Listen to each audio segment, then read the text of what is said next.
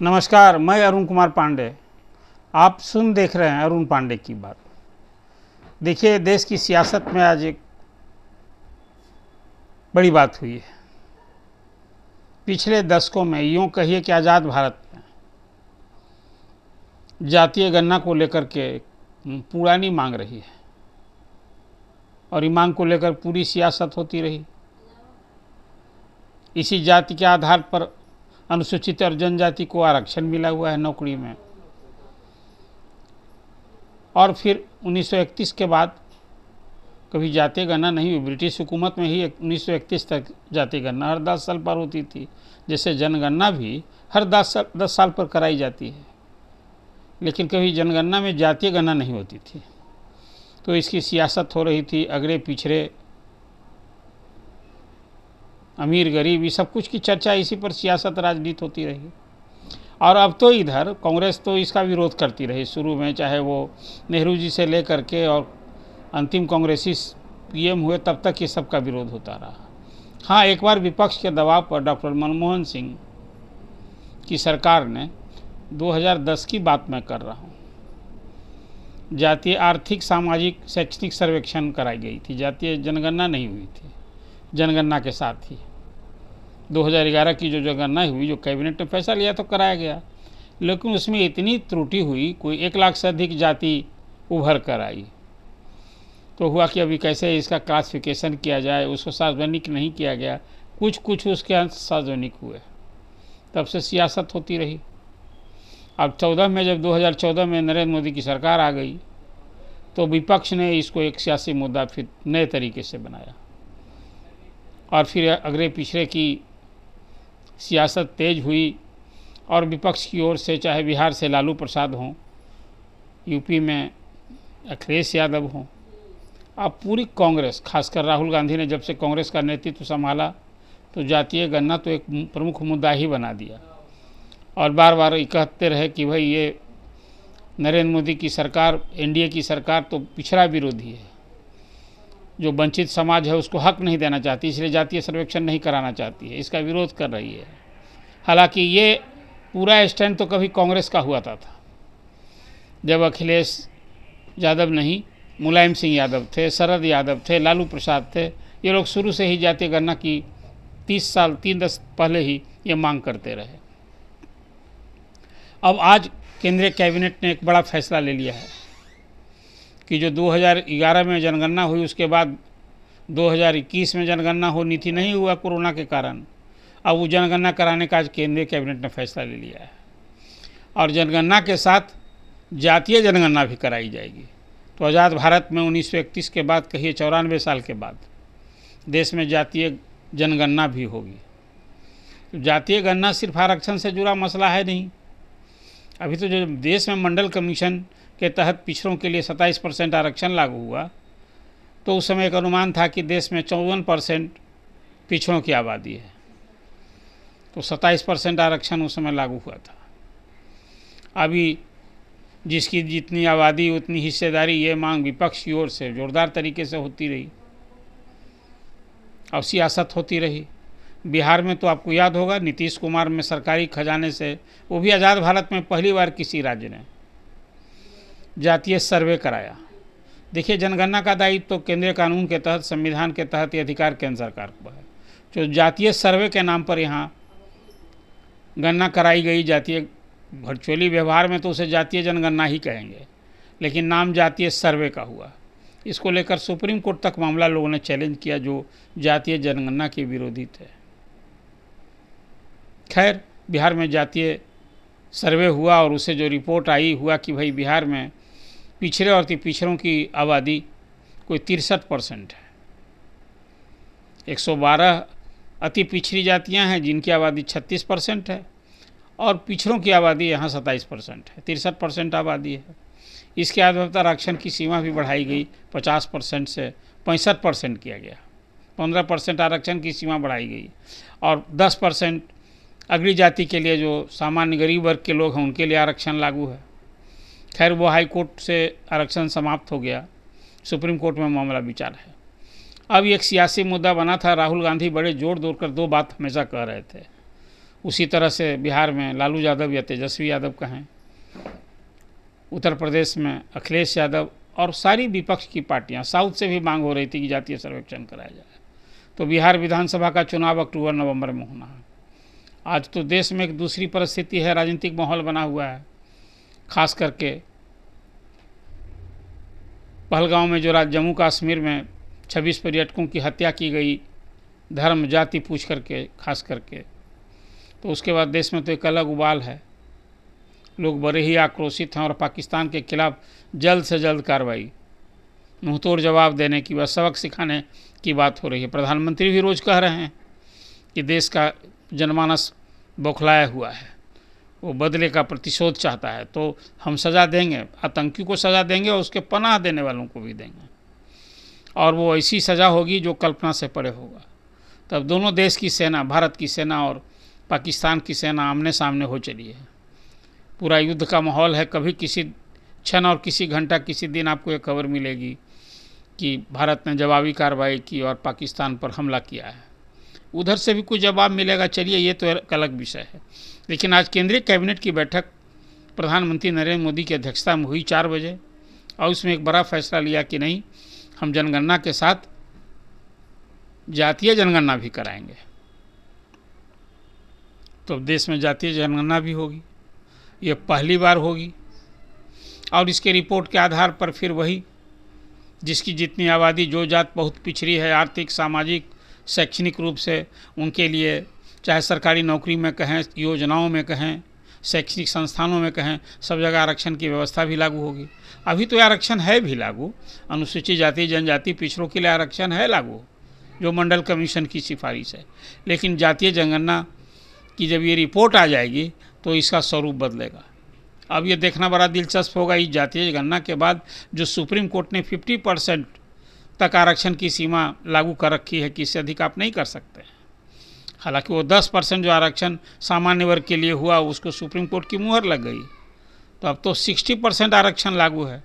लेकिन ये जातीय सर्वेक्षण जनगणना के बाद एक बार फिर ये जो उमंग पकड़ेगी। और जैसा कांग्रेस, राहुल गांधी कहते रहे हैं कि हम आरक्षण के इस बंधन को भी, 50% बंधन को भी ध्वस्त तोड़ेंगे, और जहाँ जिसकी आबादी है उसके हिसाब से हम आरक्षण देंगे। खैर, कैबिनेट का यह फैसला, जातीय जनगणना कराने का यह फैसला विधानसभा चुनाव के पहले, अब तो ये आप कह सकते हैं, यह माना जा सकता है कि नरेंद्र मोदी ने विपक्ष से ये मुद्दा छीन लिया है। विपक्ष जो इसको लेकर सियासत कर रहा था और नरेंद्र मोदी पर, बीजेपी की सरकार पर पिछड़ा विरोधी होने का आरोप लगा रहा था, तो अभी आरोप कहाँ से लगाएंगे। भले अब मैंने देखा कि केंद्र कैबिनेट के इस फैसला के बाद कांग्रेस की ओर से अभी 7 बजे ही राहुल गांधी ने प्रेस कॉन्फ्रेंस किया और कहा कि ये मेरी मांग मानी, मेरे दबाव पर माना गया। उसी तरह से तेजस्वी यादव का, लालू प्रसाद का भी बयान आया कि हम तो 19-30 साल से ये मांग कर रहे थे। तो जिस हम मांग कर रहे थे, विरोध कर रही थी भाजपा, अब ये मांग मान ली है, मतलब वो श्रेय लेने की कोशिश की, उसके ये विपक्षी दलों की मांग पर ही, वो कांग्रेस, राजद, सपा, सब की मांग पर केंद्रीय कैबिनेट ने ये फैसला लिया है। लेकिन देखिए होता क्या है, फैसला जो लागू करता है श्रेय उसको मिलता है। और नरेंद्र मोदी हों, अमित शाह हो, तो सब पिछड़े ही समाज से आते हैं।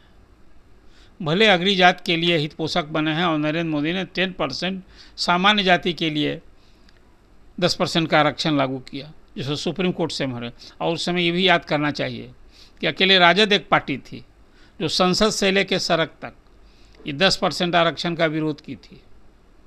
हालांकि उसी समय राजद के वरिष्ठ नेता रघुवंश प्रसाद सिंह इसके हिमायती और पक्षधर थे, और उन्हें कहा करते थे ये तो राजद के भी एजेंडा में था। लेकिन खैर, उस समय पार्टी के अभी जो सांसद हैं, राज्यसभा के मेंबर मनोज झा, उन्हें ये कहते हुए कि भाई रघुवंश सिंह की अपनी राय है, पार्टी की राय भिन्न है, पार्टी ये सामान्य वर्गों के लिए 10% आरक्षण का विरोध करती है। लेकिन अब कुल मिला जुलाकर जातीय जनगणना की जो मांग हो रही थी, ये मांग पूरी होने से प्रधानमंत्री नरेंद्र मोदी ने विधानसभा चुनाव के पहले विपक्ष से ये मुद्दा छीन ही लिया है। और अब इसका लाभ किसे मिलेगा? देखिए, जातीय जनगणना की जब रिपोर्ट आएगी तब लागू होगी, लेकिन ये मांग पूरी होने से निश्चित रूप से खास करके जो पिछड़े और अनुसूचित जाति जनजाति है, उनकी कितनी आबादी बढ़ी है, है कि 20 साल के बाद ना 2011 के बाद 2021 की जनगणना की रिपोर्ट आएगी। और इस जातीय जनगणना की रिपोर्ट के बाद दो और बड़े महत्वपूर्ण फैसला क्या कार्रवाई होनी है, सरकार ये तय कर रखी है कि अब हम लोकसभा और विधानसभा का नए सिरे से परिसीमन करेंगे। और लोकसभा में सीटों की संख्या भी कोई 800 850 होगी, जो भी 544 है। और इसी तरह से विधानसभा में जो 243 सीटें हैं वो 60 65 70 सीट हो सकती है, बढ़ी आबादी के हिसाब से। और अब महिला का भी आरक्षण जो विधानसभा और लोकसभा में हो गया है 33%, वो उसे भी लागू करना है, तो इसमें सहायक होगा। और नरेंद्र मोदी की सरकार तो एक पिछड़ा और अति पिछड़ा को एक अलग अलग आरक्षण के लिए रोहिणी आयोग गठित की थी। और जैसे बिहार में पिछड़ा और अति पिछड़ा हैं, रोहिणी आयोग ने इसी तरह से विभिन्न जातियों का अलग अलग समूह में बांट करके और वो 4 समूह बनाया है कि किस जाति वर्ग को आरक्षण का लाभ मिला है, तो उस हिसाब से कैटेगरीज किया। अभी आपको याद होगा हाल में अभी कर्नाटक की सरकार जातीय सर्वेक्षण कराई थी सिद्धरामैया की सरकार ने, अब वहाँ आरक्षण लागू किया गया है। तो वहाँ भी इसी तरह से कोटा विदिन कोटा वहाँ भी किया गया है, तो वहाँ अब विरोध नहीं हो रहा है। लेकिन सुप्रीम कोर्ट ने खासकर अनुसूचित जाति और जनजाति के लिए आरक्षण की जब वकालत की कि इसको लागू करना चाहिए था, तो कई पार्टियों ने इसका विरोध किया था, भारत बंद तक का आयोजन किया था। हालांकि बिहार से चिराग पासवान ने भी उस भारत बंद का समर्थन किया था, लेकिन जीतनराम मांझी जो हम के अध्यक्ष हैं, अभी केंद्रीय मंत्री हैं, उन्होंने सुप्रीम कोर्ट के उस फैसले का स्वागत किया था कोटा विदिन कोटा अनुसूचित जाति और जनजाति में। तो आरक्षण भी एक अलग सियासत है और जातीय जनगणना की भी सियासत हो रही है, तो ये अब सियासत पर कहीं एक मुहर लगेगी। और जिस तरह से मंडल कमीशन की सिफारिश लागू करने का श्रेय भले ही कांग्रेसी राज में बना था, मंडल कमीशन मोरारजी देसाई की सरकार ने बनाया था, लेकिन लागू किया था बीपी सिंह ने प्रधानमंत्री के रूप में। तो मंडल कमीशन की सिफारिश लागू करने का पिछड़ों के लिए 27% आरक्षण लागू करने का श्रेय तो बीपी सिंह को ही दिया जाता है।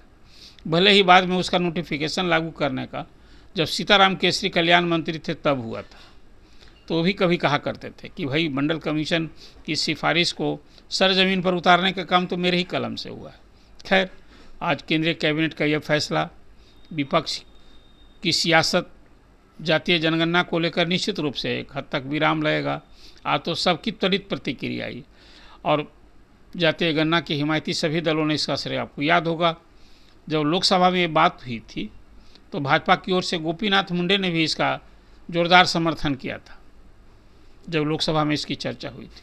और बिहार में भी सुशील मोदी भी इसके बड़े हिमायती थे, हमेशा इसके पक्षधर होते थे। और बिहार में जब जातीय सर्वेक्षण कराने की बात हुई थी तो भाजपा भी उसमें शिरकत की थी जब लोग विधानसभा में ये दोनों सदनों से प्रस्ताव पारित हुआ। लेकिन एक कहीं ना कहीं परसेप्शन बन गया था कि भाजपा जातीय सर्वेक्षण का विरोध करती है, ये भाजपा पिछड़ा विरोधी है।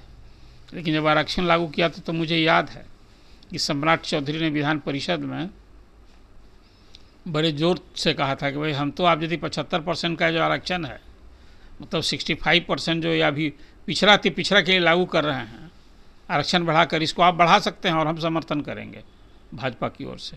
तो कुल मिला जुला कर जातीय जनगणना की सियासत और उससे जुड़ा आरक्षण, ये तो एक अलग मसला है ही। लेकिन अब ये जातीय सर्वेक्षण के बाद जो अब तक की कहा जाता था कि जातीय जनगणना कराई जाएगी, इसकी रिपोर्ट आएगी, इसमें और सामाजिक सद्भाव बिगड़ेगा, जातीय मनभेद और मतभेद बढ़ेंगे, अब ये सब तो कहने भर की बात हुई। देखिए, वोट की जब चिंता होती है, सत्ता की चिंता होती है, तो उसका प्रभाव और दुष्प्रभाव चाहे जो हो, पार्टियां फिर उसका अनुसरण करती है। तो आज प्रधानमंत्री नरेंद्र मोदी की अध्यक्षता में हुई कैबिनेट ने जातीय जनगणना कराने का बाज़ाब्ता फैसला ले लिया और ये जातीय जो जनगणना होगी उसके साथ ये जो जनगणना होगी उसके साथ जातीय जनगणना भी होगी।